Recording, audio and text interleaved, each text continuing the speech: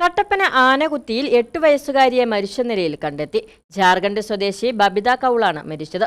ഇവിടെ ജോലി ചെയ്യുന്ന സഹോദരിക്കൊപ്പം താമസിക്കുവാൻ 4 ദിവസം മുൻപാണ് കുട്ടി കേരളത്തിൽ എത്തിയത്. തൊഴിലാളികളുടെ താമസ സ്ഥലത്ത് പോലീസ്, സയന്റിഫിക്, വിരലടയാള വിദഗ്ധർ എന്നിവർ പരിശോധന നടത്തി. കട്ടപ്പന സ്വകാര്യ ആശുപത്രിയുടെ മോർച്ചറിയിൽ സൂക്ഷിച്ച മൃതദേഹം ഇൻക്വസ്റ്റ് നടത്തി പോസ്റ്റ്മോർട്ടത്തിനായി ഇടുക്കി മെഡിക്കൽ കോളേജിലേക്ക് മാറ്റി. കട്ടപ്പന നഗരസഭയുടെ 12-ാം വാർഡ് ആനകുത്തിയിലാണ് 8 വയസ്സുള്ള പെൺകുട്ടിയെ മരിച്ച നിലയിൽ കണ്ടെത്തിയത്. ജാർഖണ്ഡ് സ്വദേശിനി ബബിത കൗളാണ് മരിച്ചത്.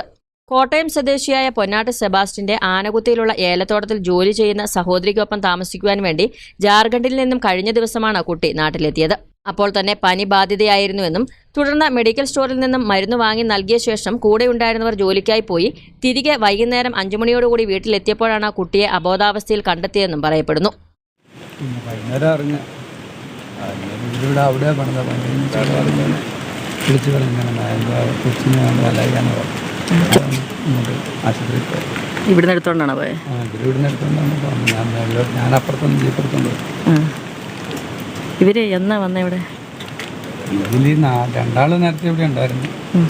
4 ഇന്ന് ചൊവ്വാഴ്ച വന്നു.